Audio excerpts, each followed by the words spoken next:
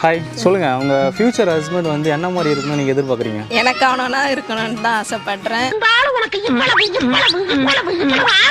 நீங்க அவங்க கிட்ட இந்த மாதிரி விஷயம்லாம் இருந்தா நல்லா இருக்கும். என்ன நல்லா அண்டர்ஸ்டாண்ட் பண்ணிக்கணும். அப்புறம் எனக்கு பிடிச்சதெல்லாம் செய்யணும்.